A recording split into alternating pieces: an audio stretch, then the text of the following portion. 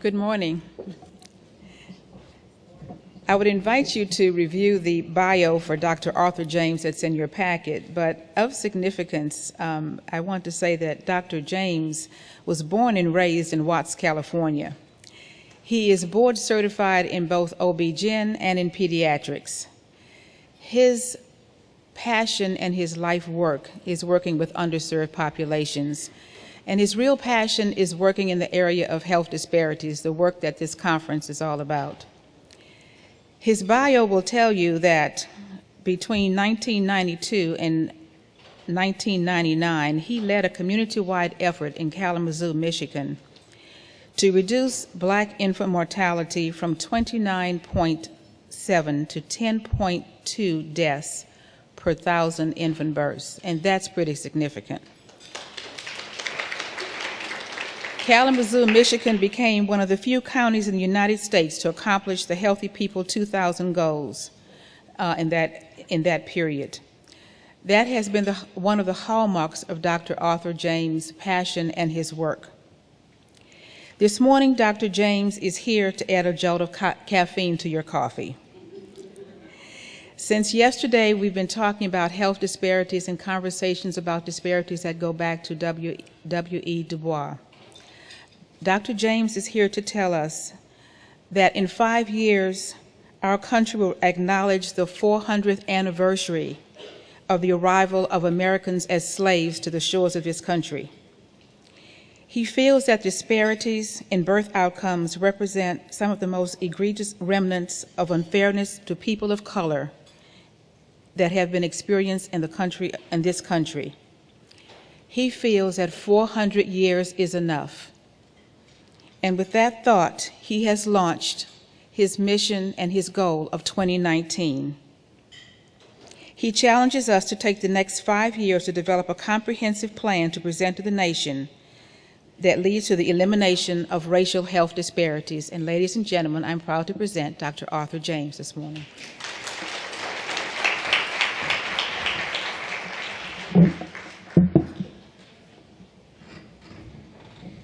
Good morning. So you guys in the back will have to tell me how I advance the slides. Is it with this? Okay. I consider it a pleasure to be here before you today. I thank the Congressional Black Caucus Brain Trust for providing this opportunity. A special thanks to Deborah Frazier and Alma Roberts with the National Healthy Start Association for facilitating this arrangement. I think sometimes God gives us little special signs. I'm sorry. To let us know that we're in the right place and to say what we're supposed to say. And for me, one of those signs this morning was as I was just pouring a cup of orange juice, somebody called my attention. And I was greeted by this lady that has had a huge influence on me.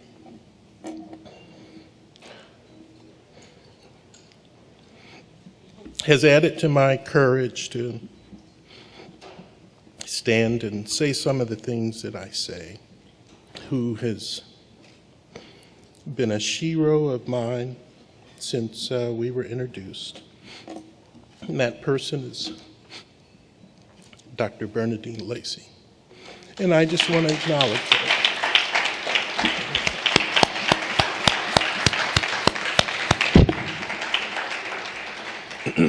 Stay tuned. She has a book coming out that we've been encouraging her to write for a number of years, and I look forward to her sharing her story with us. As Mrs. Frazier has said, in 5 years, this country will in some way, shape, form, or fashion acknowledge the arrival of Africans to the shores of America as slaves. 5 years. So, underscoring everything that I say this morning is this urgency, this importance, that we make a big thing of this anniversary instead of, as April is, Minority Health Month. 2019 ought to be our year. We ought to tell our story. We ought to lay it on the table. We ought to hold a mirror to America relative to this issue of slavery and its treatment of people of color. And finally, put this embarrassing portion of our history behind us. And so I'm reminding us 5 years in advance, so we have plenty of time to plan, that in 5 years, we need to make sure that we're prepared to draw our line in the sand and put a stop to this stuff. So our goals this morning are very, very simple. It's to add urgency to our national conversation about achieving health equity. And it's to encourage development of a comprehensive plan that will lead to the elimination of health disparities, particularly in birth outcomes. Now, just by way of background, I'm sure everyone here knows this, but infant mortality is defined as the death of any live-born baby prior to his or her first birthday. But as significant, it is, in my opinion, the most sensitive indicator we have for social well-being. Infant mortality is multifactorial. So, according to Secretary Sebelius's Advisory Council on Infant Mortality, its rates reflect a society's commitment to the provision of high-quality health care, adequate food and good nutrition, safe and stable housing, a healthy psychological and physical environment, and sufficient income to prevent impoverishment. And then this last paragraph is something that I will remind you of at least 2 more times as we go through this next 30 minutes.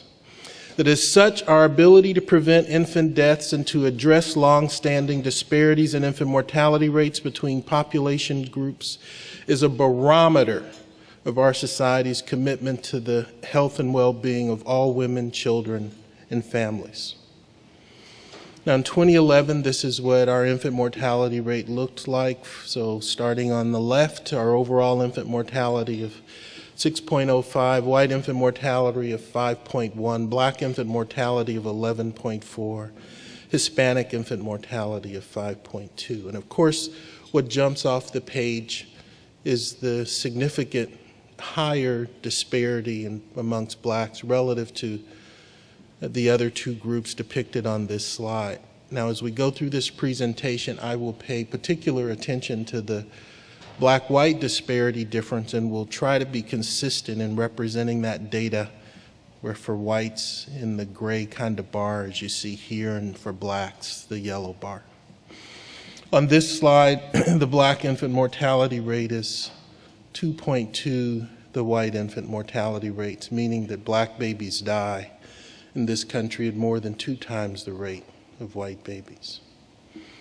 If we look at the 6 most common causes, clinical causes for infant mortality on this slide, so preterm birth or low birth weight, birth defects, sudden infant death syndrome, etc., you can see by comparison the gray bars and the yellow bars that there is a disparity disfavorable toward blacks for each of those causes. The disparity ratio is listed just above each of the contributors. Of course, the biggest disparity is in the area of preterm birth. We think that if we could just eliminate that one disparity, that in fact we would eliminate about 2/3 of the differences in the rates at which black babies die compared to whites. For overall infant mortality in the United States, this slide goes from 1980 to 2011. We can see that we've made significant improvement, 52% during this 32-year period of time. But if we disaggregate that overall infant mortality line by race, black-white race, we get this trend. Now, Fortunately for us, both the black and the white infant mortality rate have improved, but as you can see, there's a substantial gap between the rates at which black babies die compared to whites. Because the white infant mortality rate has improved at a faster pace than the black infant mortality rate, over time the disparity between the two actually has gone up. Significant here is that for 2011, this black infant mortality rate of 11.42 is an historical low for the United States. It is the best that we've ever had in this country for the rate at which black babies die. But our historical best, the best that we've ever done for black babies in this country, is still substantially higher than the rate at which white babies died in the United States back in 1980. As a matter of fact, you have to go back to about 1975 or so to find white infant mortality rates that are comparable to the best that we're providing for black babies today in this country. And so here's part of the issue for us. If we get happy, satisfied, accepting this trend, this disparity ratio that exists, blacks compared to white, for infant mortality, then part of what that is saying about us, part of what we have to understand we're accepting when we do that, is that we're willing for black babies to have to wait until the year 2046 to experience the same survival opportunities that white babies experience today for surviving the first year of life. Now, we submit that we feel that that's unfair, that it's wrong, and that for that reason, we have to be vigilant about changing this trend. Now, I know I'm preaching to the choir here, but give me just a second to go through and make sure we're on the same page in terms of this disparity piece. There's lots of literature about it. We define health disparities as differences in the incidence, prevalence of mortality and burden of disease and other adverse health conditions that exist amongst specific population groups in the United States. In very simplistic terms, it's when one rate is different from another. But there's a difference between health disparity or inequality and health inequity. Disparities or inequalities in health are based on observed differences. So we observe that poor people die younger than rich people, or for the purposes of our conversation this morning, that black babies die at higher rates than white babies. Where inequities are concerned, that's based on an ethical judgment about those observations or about those differences. So instead of just making an observation, we pose a question. Should poor people die younger than rich people?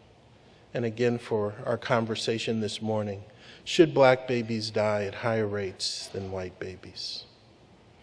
Epidemiologists can measure health disparity or inequality. However, it takes some process of conversation to discern whether or not a disparity is an affront to our sense of social justice and therefore requires intervention. And essentially, in my opinion, we had that conversation in the development of our Healthy People 2010 goals, especially where infant mortality is concerned, where we said of the two overarching goals, and one of them was to eliminate health disparities in 6 healthcare areas, of course, one of which was infant mortality. Our goal then was by 2010 to accomplish an infant mortality rate of 4.5, and of course, that didn't happen in the century from the time those goals were established. Of course, we elected a president who wasn't particularly supportive of accomplishing that goal. We got involved in wars after 9/11 occurred, and so the country's priorities were a bit different. But the gauntlet had been passed. Dr. Satcher said to us that we need to eliminate disparities, that part of the way he felt we could accomplish that was paying much more attention to a social determinants perspective. And during the time of the acceptance of the Healthy People 2010 goals, Dr. Satcher also said to us that for all the medical breakthroughs we have seen in the past century, we still see significant disparities in the medical conditions of racial groups in this country. What we have done through this initiative is to make a commitment, really for the first time in the history of our government, to eliminate, not just reduce some of the health disparities between majority and minority populations. Now, this slide looks at black-white infant mortality from 1950 to 2000. That aqua or turquoise line above looks at the disparity ratio. And what you see on this slide, if you look at the gray bars, that the white infant mortality rate improves. If you look at the yellow bars, that the black infant mortality rate improves. But again, because the trend that we've established in the United States is that black infant mortality improves at a faster pace than white infant mortality, so the disparity ratio between the two goes up. And that's the trend for the 60 years depicted here, except for between 1960 and 1970. Of course, during that decade, a lot of things took place. Medicaid, Medicare. In the early 60s, John Kennedy was president, and they had a baby who was born prematurely that at 34 weeks that died, and so as a consequence, throughout this country, we developed a plethora of neonatal intensive care units. In my opinion, the biggest change that took place during that period of time was, of course, the Civil Rights Act. And although a social policy change, it of course had significant medical and clinical ramifications, and particularly for women who were from the South, it meant that for the first time, black women could go to the hospital and have a baby, because up until passage of the Civil Rights Act, they were forbid from doing so. That has a significant personal history, because circa 1915 or so, I lost my maternal grandmother while giving birth at home to her fourth daughter. Now, I'm not sure of the circumstances around that birth that led to her death, but I think all of you will agree with me that the opportunity for her survival would have been enhanced had that birth been able to occur in a hospital instead of at home. When we look at our Healthy People goals, looking 1990, 2000, and 2010, you can see that 2010 is the first time ever in our country that we suggested no disparity in terms of our goals for birth outcome. Prior to that, we'd always had some kind of disparity ratio included.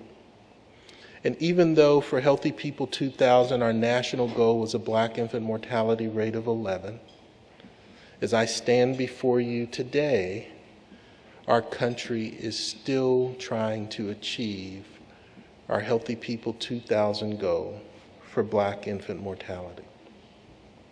Now, a year ago, the Center for Disease Control produced this article that celebrated the recent trends in infant mortality from 2005 to 2011. And what that article basically said was that there'd been a 12% improvement in overall infant mortality during this period of time, that the declines occurred in both neonatal and postneonatal mortality contributors, and that during that period of time there was a 16% improvement in black infant mortality, a 12% improvement in white infant mortality, 9% amongst Hispanics, and that there was improvement in infant mortality in 4 of the 5 leading causes. The Secretary's Advisory Council was so impressed by this rate of improvement, and in January of 2013, they suggested to us, in fact, that our Healthy People 2020 goals for infant mortality ought to change from 6 per thousand to 5.5 per thousand by 2015 and 4.5 per thousand by 2020. there's that 4.5 again that Dr. Satcher put on the radar screen for us in the establishment of our Healthy People 2010 goals. And if we add 2010 to the several decades shown on this slide, where we had our Surgeon General challenge us to eliminate disparities in infant mortality, where he talked about taking a social determinants perspective, we can see that just as we did from the 60s to the 70s, the disparity curve went down, meaning that the black infant mortality rate improved at a faster pace than the white infant mortality rate. And so this disparity curve went down, and it went down even more than we saw the decrease in the disparity curve as a consequence of the Civil Rights Act. Now, why are there these disparities in infant mortality? Well, I've listed some of the most common reasons that are investigated because of time. We won't go through any of them during this conversation, but there's lots of research. None of these by themselves explain the differences that we see in terms of birth outcomes. But a big contributor, a big common thread is this whole life course perspective that people talk about taking. And in essence, the life course suggests to us that many illnesses like heart disease, strokes, cancer have natural histories that involve long latency periods, and it's therefore logical to assume that exposures earlier in life have a role to play in the development of diseases later in life. And adopting a life course perspective means trying to assess the role of early life or lifelong or perhaps generational exposures, and then trying to understand how they interact and accumulate over the lifetimes of individuals and populations to eventually manifest as disease. Where birth outcomes are concerned, then it's logical to assume that at least the situation for the parents partly contributes to what we see in terms of the establishment of birth outcomes. And for those parents, then the conditions that we measure are the prevailing social and political circumstances, what their childhood conditions were like, and then all of these other domains that we've learned to pay attention to, like education, jobs, income. Those things influence where we live, and all of those things influence parental health, whether or not we're able to purchase private insurance, and all of that, of course, has an influence and impact on birth outcomes. We also see this same cycle played out in the lives of children, and unless we do something that interrupts unfavorable cycles, we perpetuate outcomes that we don't want to continue, and we experience inequalities in adult health that you all have discussed earlier. Now, we can measure these things over time. They can be cohort-specific measurements, place-specific measurements, but also measurements across various domains. Our traditional model says that as a physician, when I see a patient, I evaluate the person that I see in front of me, that I don't pay a whole lot of attention, therefore, to what happened before I saw that person. We suggest at least from conception until the time we see them is important. And there's a lot of literature that would suggest to us that a generational evaluation of patients is very important. We also understand that it's not just the biological or the physical that is important, but all of these domains that were mentioned earlier play an important role in discerning our health. And it's not only that these domains are important, but understanding and appreciating that all of these domains interact so that one influences another. The basic idea here then, especially as we talk about black-white differences in birth outcomes, is that socioeconomic position, race, ethnicity, and gender all structure the likelihood of multiple exposures at multiple points in time over the entire life course from conception to old age. And it is this lifelong cascade of interacting multiple exposures balanced against available resources that are the important determinants of how social inequalities leave their imprint as health disparities. In my opinion, poverty and race are intertwined, with each making the other worse, and that racism represents a particular damaging and pervasive exposure, and for the poor in particular, it's the venom in the bite of poverty.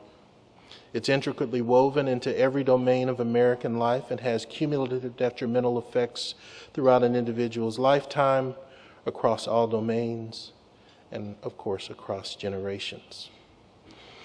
Race still matters because all indicators of socioeconomic status are non-equivalent across race. So compared to whites, blacks receive less income at the same levels of education, have less wealth at the equivalent income level, and have less purchasing power because of the higher cost of goods and services. Health is affected not only by current socioeconomic status, but by exposure to social and economic adversity over the life course. And personal experiences of discrimination and institutional racism are added pathogenic factors that can affect the health of minority group members in multiple ways. So these disparities are then referred to as health inequities when they result from the systematic and unjust distribution of conditions that support health. These social determinants of health are mostly responsible, therefore, for the health inequities that we see. And we consider them unfair, avoidable differences in health status seen within and between countries and in communities. The structural roots of health inequities are within education, taxation, labor and housing markets, urban planning, government regulation, healthcare systems, all of which are powerful systems. Often we get caught up in blaming groups for their unfavorable outcomes. So we like to label folks as being a part of a group that has some group level flaw that is the cause of why we have outcomes the way that they are. But one of the other things that I think is important to understand, and then I'll leave this life course stuff alone, is that for all of those domains that we talked about before, that we mentioned earlier, that all of those things are, if you will, nested in community, meaning that we control them, that we influence them, that we determine how they play out in terms of influencing someone's health. The second paragraph of America's founding document states that we hold these truths to be self-evident, that all men are created equal, that they are endowed by their Creator with certain unalienable rights, that amongst these are life, liberty, and the pursuit of happiness. But events like Hurricane Katrina, or, in my opinion, the persistent disparities in birth outcomes, remind our country that not all of us benefit from this declaration equally. If we look at our history as African Americans in this country, we arrived, as I said earlier, to the shores of the United States in 1619 as slaves. 246 years, or at least 12 generations, as slaves. Followed by essentially 100 years of Jim Crow, which, for our purposes, was the legitimization of anti-black laws in this country. This month we have celebrated the 50-year anniversary of the Civil Rights Act. But it's still less than 13% of the time, for those of us of African ancestry, less than 13% of the time that we've been in this country, that we've been quote-unquote unequal, and all of us know that we've not experienced equal treatment even since the passage of the Civil Rights Act. Yet and still we behave today as if the Civil Rights Act leveled the playing field, that the election of President Obama proves to the world that America is post-racial and that racism isn't still an issue in our country. As President Johnson said back in 1965, you do not take a person who for years has been hobbled by chains and liberate him, bring him up to the starting line of a race, and then say, you are free to compete with all the others and still justly believe that you have been completely fair.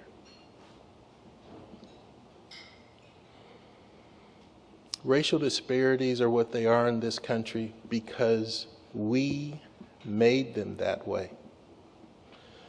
We often perceive racial health disparities as consequences of nature, and as such, we convince ourselves that these disparities are fixed or hardwired, a part of what is different about us as people and therefore cannot be changed. Similarly, we see America as it is instead of an America as it should be, and we accept the differences between the two as normal. However, these disparities are differences that we created, differences that occur as a consequence of systems that we put into place. Therefore, we know that they can be changed and would suggest that their persistence is in part because of our unwillingness to do so.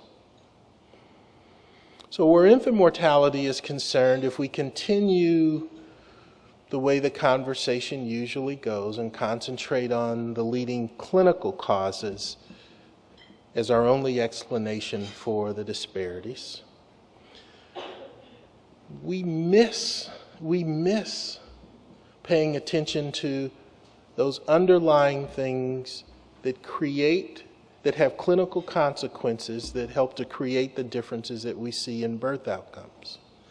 So we miss paying attention to all of this stuff below the waterline. And if we continue only paying attention to the medical conditions, then we never recognize what wrecked the ship in the first place. So there is this call to action, this plea to add the disparity that we see in birth outcomes, that black babies die at 2 or more times the rate of white babies, and that black mothers in this country die at 3 to 5 times the rate of white mothers for pregnancy-related causes, that we think that it's time for that to change.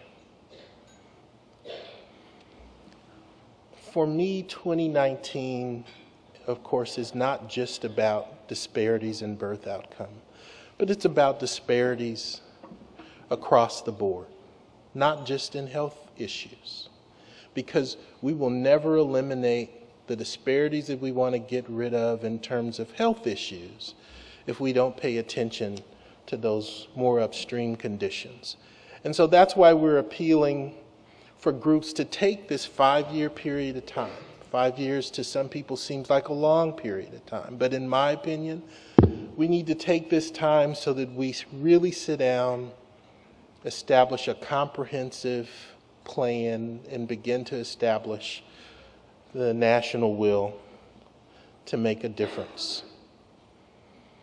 Because our mothers and fathers and our babies need our help, but because 400 years is enough.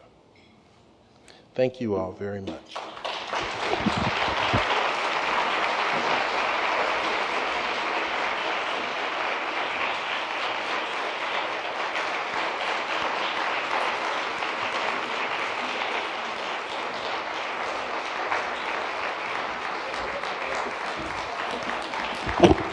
Ms. Frazier tells me we have a few seconds for questions, if there are any questions. Yeah, I got one over here.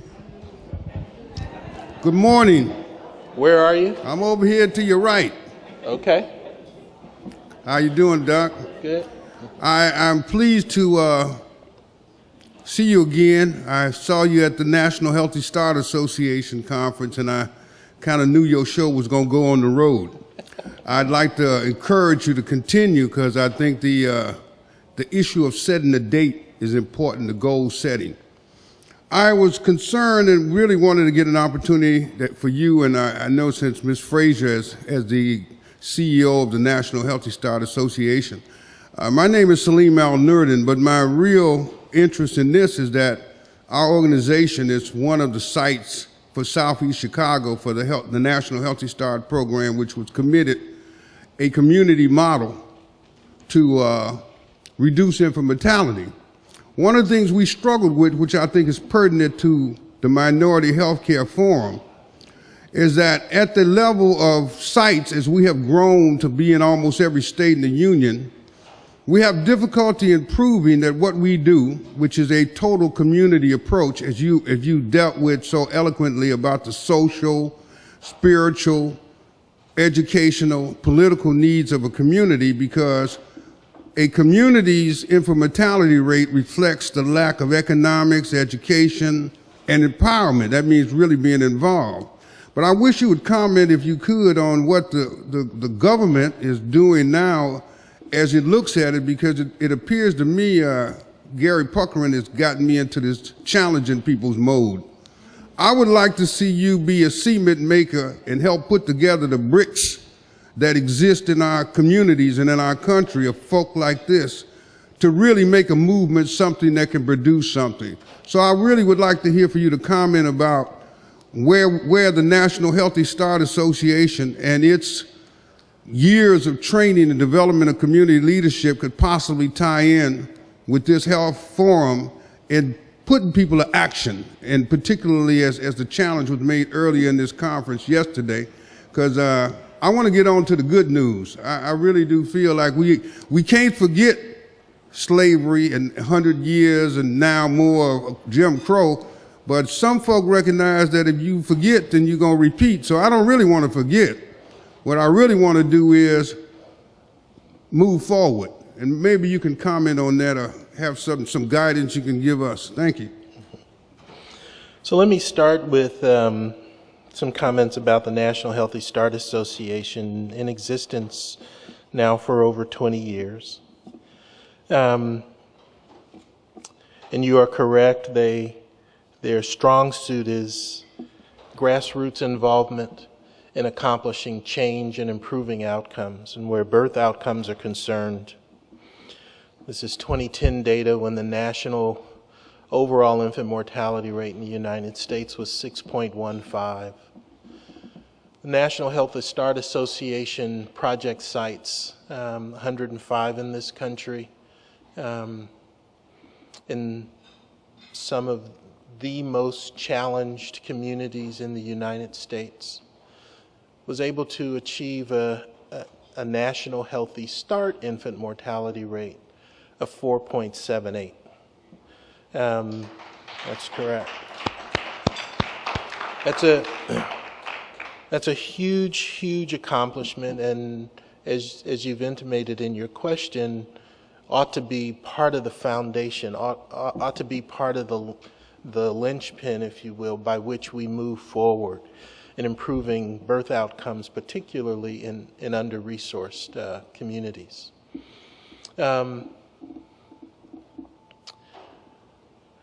You also asked a question, at least I heard several things in your comments, about this whole notion that we're in about only using evidence-based, clinically proven interventions as we move forward. We've tried to influence that conversation some by suggesting that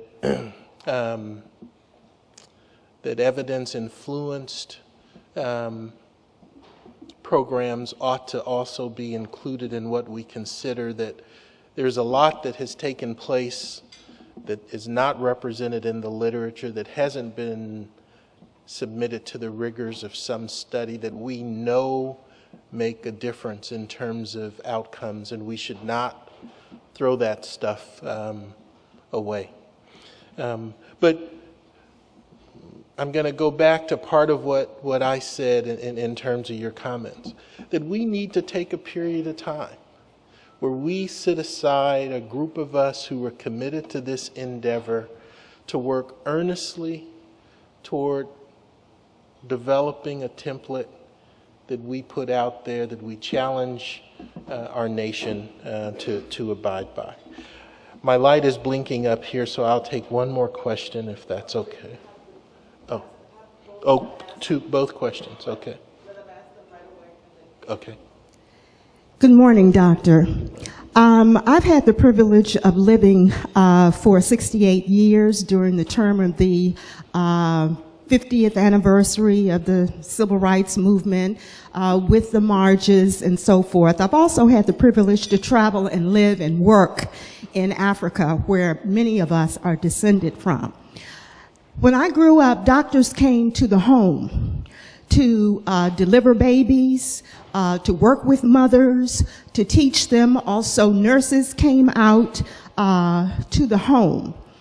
Then all of a sudden, it shifted, and that worked well with us due to our cultural differences and heritages and geographical locations from which we came.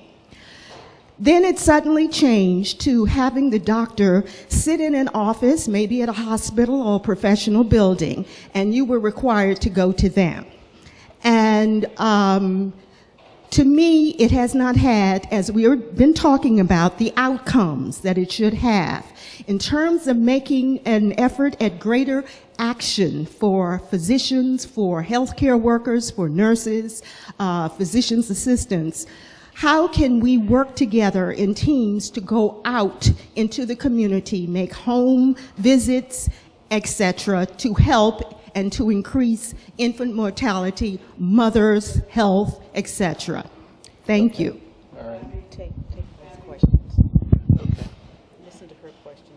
And can you ask your question also? I'm not, and I'll make this quick. As I sat there and listened to your presentation, I was really struggling. And I guess my question has to do with where are we in the context of political advocacy? I don't see us present. We're talking about some of these topics, but when I go to my state legislature, I don't see us. I don't see us calling people accountable.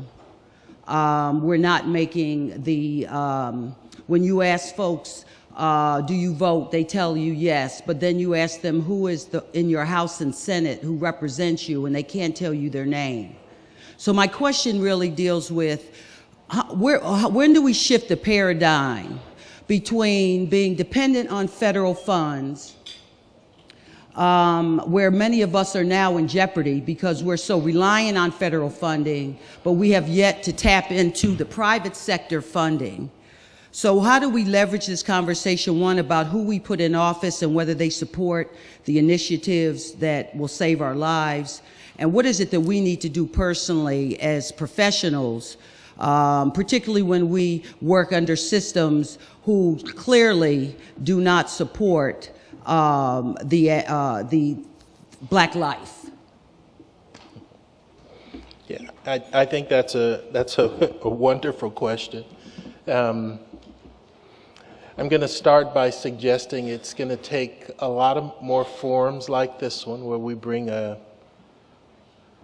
committed, collective group together, and where we get involved to change the paradigm that has existed in this country for us. It's part of the reason that I'm throwing 2019 out there. I'm trying to use it as a wake-up call for us to say, this is how things have been, this is the results that we've gotten. If you want to continue with that, then do nothing. But if you want to change, then we're going to have to go out there and create the change that we want to see to make things better for us. In terms of the previous question, Deborah, were you saying you wanted to answer that? Oh, okay. So I think in general, and this is just talking in generalities, our healthcare system works by a medical model that looks at clinical care and doesn't pay a whole lot of attention to the non-clinical things that we know significantly influence our health. And so we have this big bubble for clinical care, if I can talk figuratively here, and this little bubble for non-clinical stuff that we pay a lot less attention to. And part of what I'm talking about is a paradigm shift that suggests the non-clinical ought to be the big bubble. that the smaller bubble ought to be the clinical care. But here's another piece to that nuance, that I think we make our best decisions in terms of health care when we operate where those two bubbles overlap.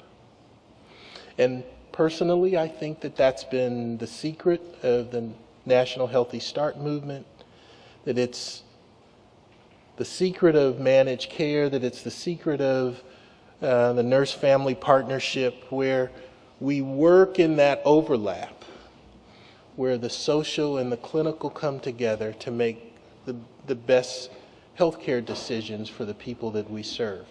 And so in a general construct, that is a big piece of what I think we need to adopt moving forward. Thank you all very much. Appreciate it.